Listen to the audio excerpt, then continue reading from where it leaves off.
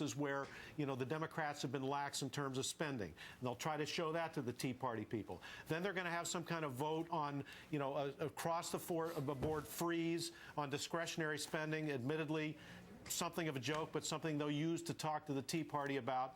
And then they're going to tell the Tea Party people, don't worry, we can vote to raise the debt ceiling this time because we'll blame it all on the Democrats. Look what Darrell Issa dug up. You know, look what other things we've dug up. So we can argue that this is because of the president and the Democrats that they're raising the debt ceiling this one last time. That's what they're going to argue, and the Democrats expect the Republicans to be able to get away with it. So, once again, another vote against discretionary spending, the big night. Of course. It's a terrible night if you're heavily invested in the discretionary industry, or if you have any personal discretion, you're absolutely screwed into the ground. Howard Fineman at the discretionary industry. Don't be indiscreet. Much to come yet. Illinois, too tight right now. Pennsylvania, really close. Nevada, unknown territory. Our midterms coverage will continue here on MSNBC.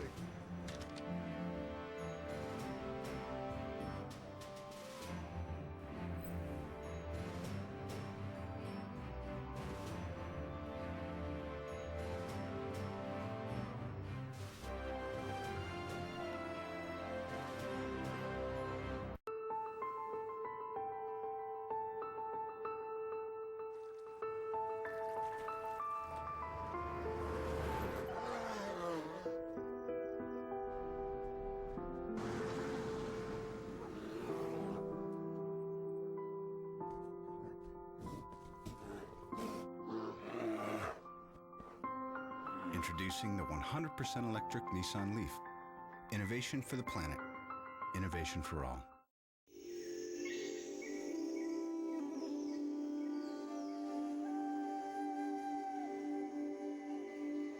Some scholars believe it wasn't an apple, but a ruby red, antioxidant-rich pomegranate with which Eve tempted Adam. And only Pom Wonderful has the juice of 4 whole pomegranates and is backed by modern science. Powerful then, Pom Wonderful now.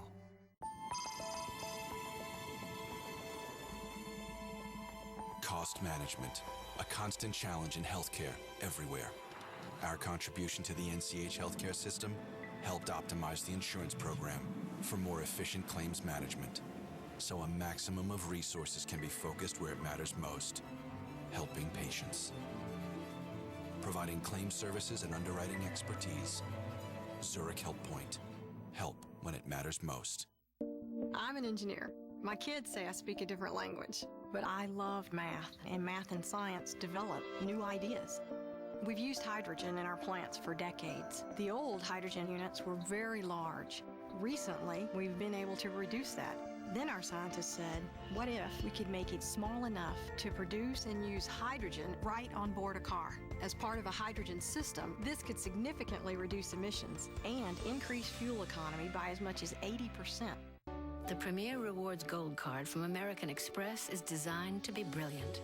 It's the only charge card to earn triple points on airfare, double points on gas and groceries, a single point on everything else. Points you can use for over 1 million rewards, including travel on any airline, anytime. The annual fee for the first year is on us, and you can earn 10,000 bonus points with your first purchase. Start earning brilliantly. Call 1-800-AXP-GOLD or visit axpgold.com to apply.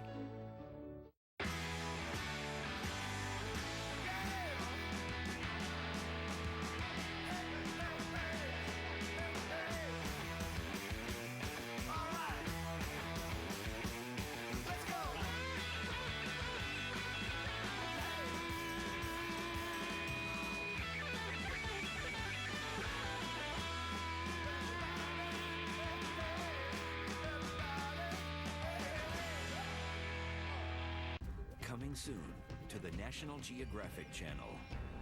They move to live and live to move, propelled by instinct. They move as millions to survive as one. Great Migrations on the National Geographic Channel. Well, the overall direction of the night seems clear at this point. There are several key Senate races that are indeed too close to call in every sense of the word. 16,000 votes separate the Republican Mark Kirk and the Democrat Alex Janulius in Illinois, with nearly three-quarters of the vote in. In Pennsylvania, with 80% of the vote in, the difference is 15,000 votes between Joe Sestak and, trailing by that margin, Pat Toomey in the lead. And in Colorado, 44% of the vote, and the difference is 42,000, with the benefit of the doubt going to the incumbent, Michael Bennet, against the Tea Party challenger, Ken Buck. And that does not even address what's coming up at 11 o'clock. California, Idaho closing, North Dakota, Oregon, and Washington State in the Patty Murray race there as well, as we continue at their midterms desk with Ariana Huffington, Huffington Post. And Ariana, give me that sort of big picture. I know we're far from finished, despite things falling off cameras back here. We're far from finished. Give us the big picture as you see it at this point. The big picture, Keith, has to do with what the exit poll said. 9 out of 10 Americans worried about the economy. 90% worried about the future. And remember, back in July 2009, the president in Michigan defiantly said, "That's fine. Let me own it." He basically acknowledged that he owns the economy, even though, going back to the Colin Powell Pottery Barn rule, if you break it, you own it. He didn't break it, but he owns it. And unfortunately, they completely miscalculated when they put healthcare ahead of jobs.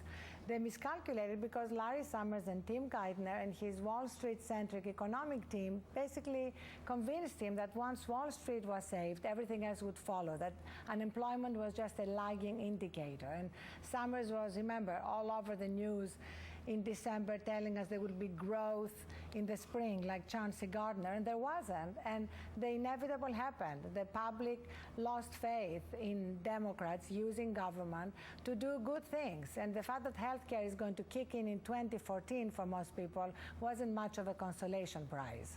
Was there no serious effort, do you suppose, to sell that rather simplified but very impacting explanation of what an economy is, that there are three components in an economy in terms of who spends and thus who pushes the cash around and thus who creates new jobs, that you have government that can be spending, you have people who can be spending, the consumers, and the third element is you have business that can be spending. If business isn't spending, and the consumer doesn't have the money to spend, if the government doesn't spend, nobody's spending, and there's no money out there, and there's no jobs to be created.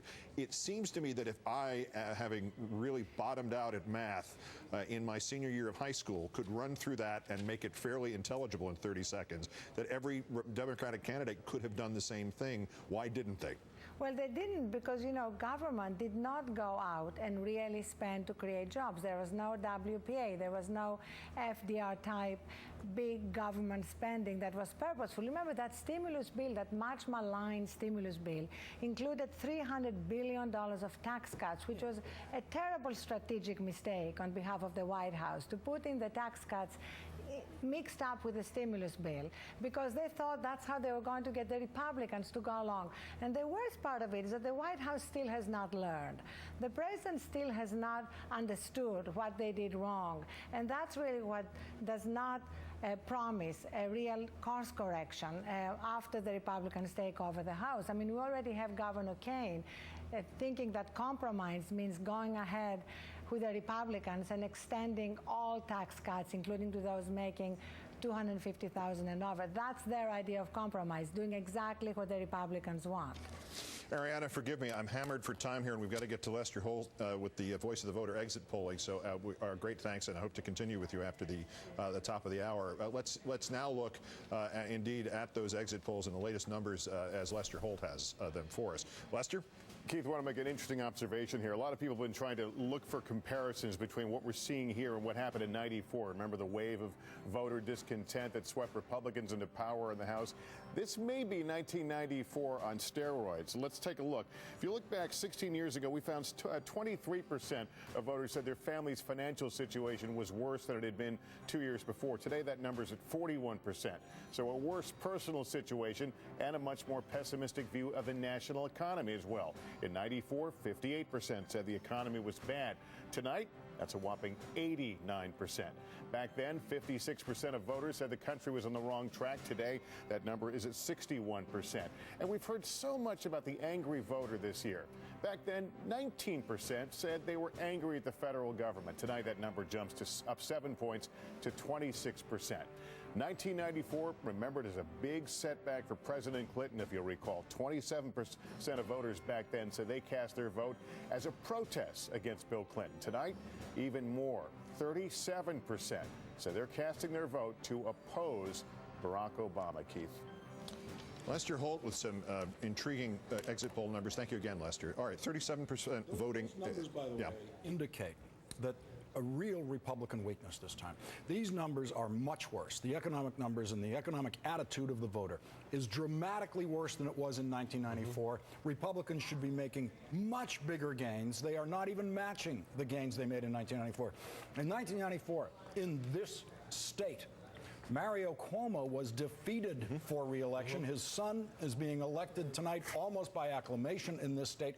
The things that the Democrats are holding on to, despite these horrible economic numbers, show you that this country is not ready to hand over everything to Republicans. I think that's a very, very important point. I think oftentimes when you look big picture at these kind of races, you think that the structural factors are the things that make all the difference. Doesn't really matter the campaigning. It's all about what's going on in the economy. But when you look at those anger numbers, when you look at the economic numbers, you're right. This ought to be a bigger wave than we were seeing in 94. To keep us honest, in 94, they lost 54. Democrats lost 54 seats in the House. They lost 8 seats in the Senate. We should keep track of how close we are to that pace, given those differences in the fundamentals. Do we have that House panel before we go, the latest projection on the House before we go to the top of the hour?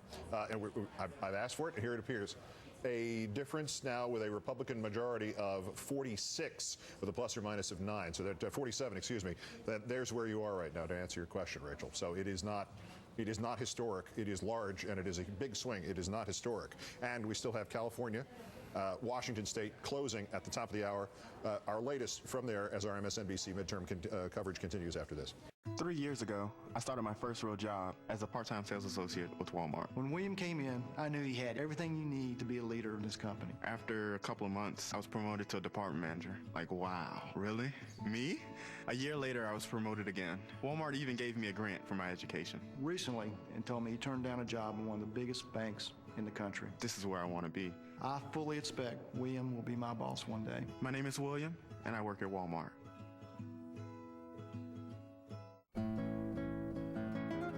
People don't just come to GE Capital for money, they come to us for help.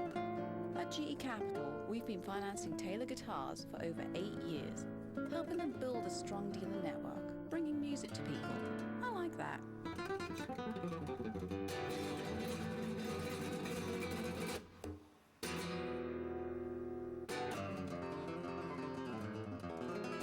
I didn't know you could play. I didn't either.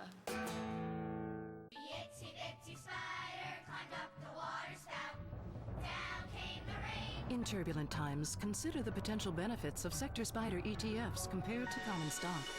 They combine the diversification of mutual funds, the all-day tradability of stocks, and undiluted exposure to sectors of the S&P 500. Before investing, consider the fund's investment objectives, risks, charges, and expenses. Visit sectorspiders.com for a prospectus containing this information. Read it carefully.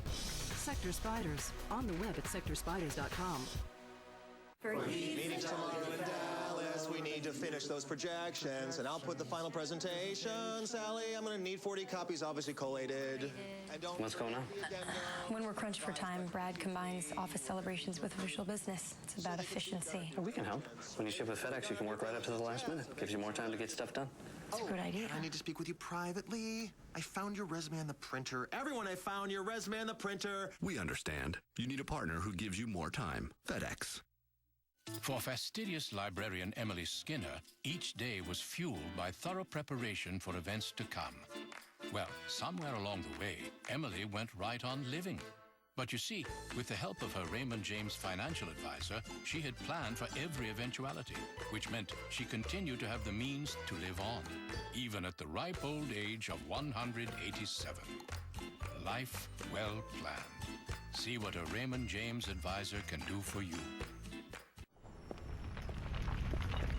When legal problems make you feel powerless, Lawyers.com puts the power back in your hands with free information, legal forms, and, when needed, the most comprehensive listing of peer-rated lawyers in the industry.